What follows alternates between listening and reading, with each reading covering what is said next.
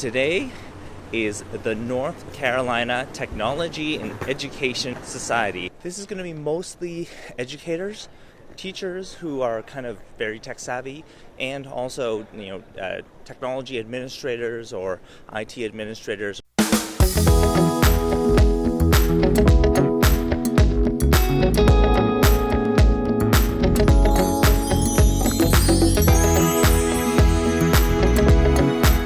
There's some pretty cool street art just across from me here. Yeah. That's what it is. There's deer everywhere. Oh, it's a bird. Feed the people. It's running on the side of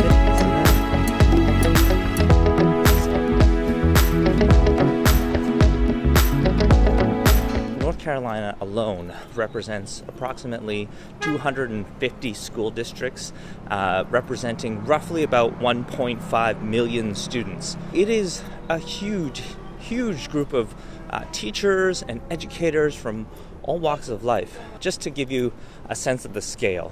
Today, I'm also meeting up with Shayna, who works with ConnectView. Shayna, how are you?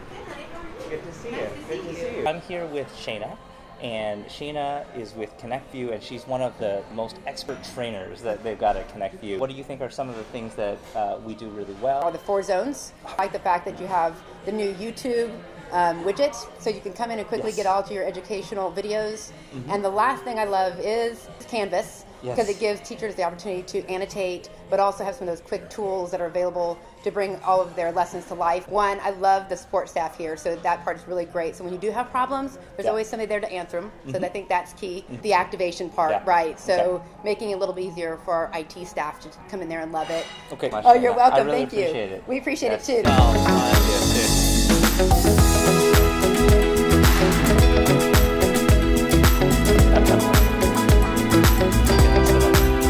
Setting up the software on all the different panels. Very easy to run.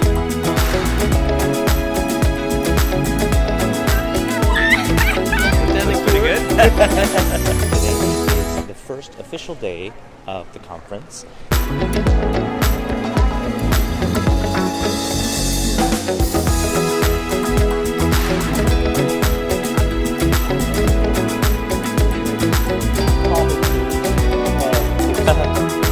I'm here with Karla. I'm an IT for Bladen County Schools, so I'm on the back side. What have you found that's worked well for you for Snowflake? Well, with Snowflake, it's so innovative for our teachers, and there's so many opportunities. I have a granddaughter in the primary level. Okay. She is doing phenomenal things with the ABCs and the touch and the move, and just being able to use it to identify letter sounds with a picture. It's just, like I said, it's endless possibilities for all grade levels. They log in, and there it is, bam. There's no... it's not dedicated to one machine. It's just a login for the teachers. Well, thank you so much, You're Karla. very welcome. I really appreciate it. You're very welcome.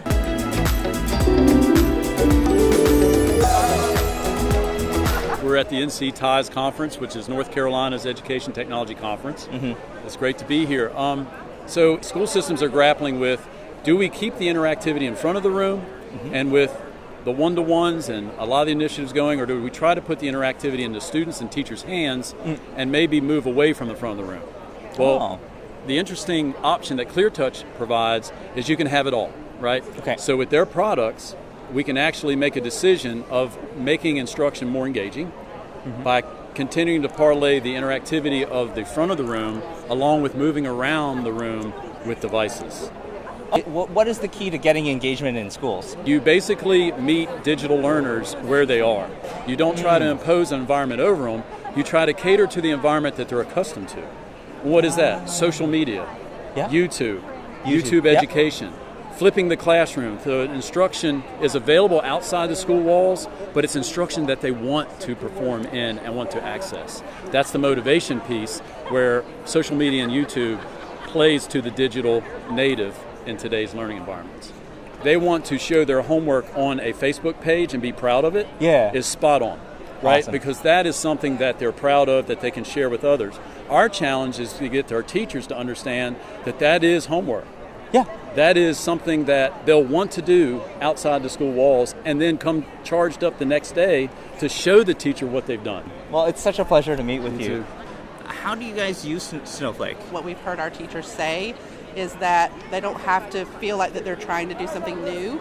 They feel like that it's user-friendly and that it's they don't have to spend tons of time to prepare to use it. The Google Classroom has just blown up, so we're really using a lot of, and we're also using a lot of Google Drive, and they're also using a lot of Google products for assessment, formative assessment, summative assessment, things like that. Good to know. And so seeing the new Snowflake software has, the Google integration has been just really exciting because it's something that our teachers are already comfortable with, and it just puts it right there at their fingertips so they don't have to go looking for it.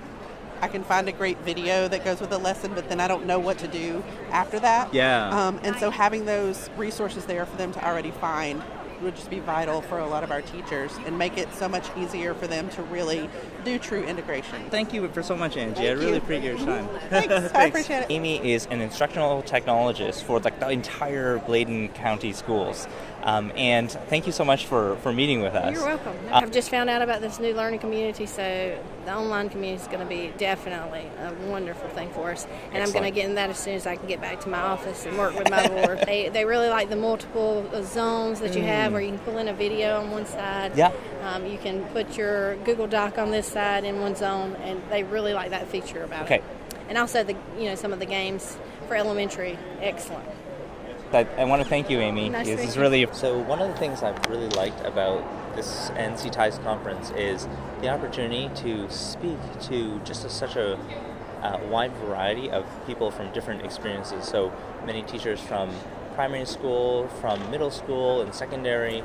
It also helps us test our strategy. It makes sure that we're in the right direction, and that's what I think I really like about this conference is it's small enough that you have opportunities to talk to people, and that's so important. I'm here with Casey, also here at NCTIES. So how have you found it so far? It's been great. It's like 10 days of information packed into 2 days, so it's back-to-back information. What have you found, like, the biggest surprise so far? My favorite has been the student showcases. Oh, Just seeing the kids and hearing them talk about what they learned and what they went through to learn some of this stuff with some of the gadgets that they had was pretty awesome. And the kids are really good about telling you about why it's important to learn about these things. Today, we're honored to have Kevin Carroll from the Katalyst join us today. Kevin is the author of The Big Red Ball. He's been an advocate of play and the active learning style. Kevin's just setting up for his keynote talk right now. And look at the size of this auditorium. It's going to be packed. It's awesome. Super pumped. We're hoping it'll be packed. My friend who's been doing Red Ball Project, he said Twitter came and Instagram changed and it changed his entire public art effort. Because now people it became more participatory because they could take pictures, everything, post, changed his whole way of doing his project. And it gave the project a second life. That's the other thing too, in 2005, YouTube, right? So YouTube was also young. So that's the only place we were posting our stuff. You have to be willing to be open to these things, right, in order to thrive. And people who are pushing back against it are really going to get left behind. Super honored to be able to speak to Kevin Carroll. He's the keynote speaker for this conference. Like, look at the scale of this. This is crazy, right? Yeah. You have a book about Red Ball Project, physical activity. Gotta have something around for it. What is that thing that sparks you as it relates to your creative energy and your creative confidence and your creative genius? Then find as many reasons to be around it. The more you're around your play, the more that you find time for it, it will reciprocate. And so play, I always say, is serious business. In the business of innovation, creativity, problem solving, abstract thinking, ingenuity, delivering the unexpected, we're being challenged to do that more and more. And so I think it's critical that we find time for play.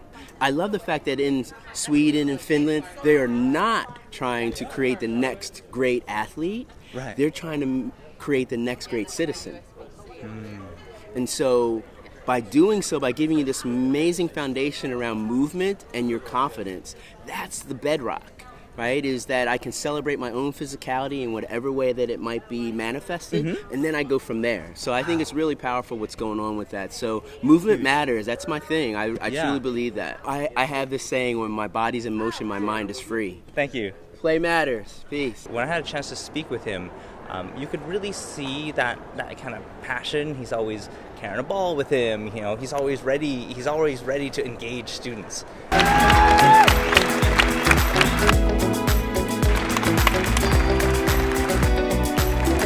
Please help me give it up for Kevin Carroll.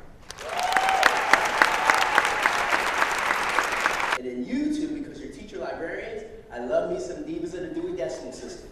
So, my brother's number 49 standing in the back row. I'm 55 circle. We're both standing. If anyone calls you short, you give them this. I'm not short, I'm diminutive. And she said, if they look at you with this quizzical look and they don't know what it means, you tell them, look it up. Are we good?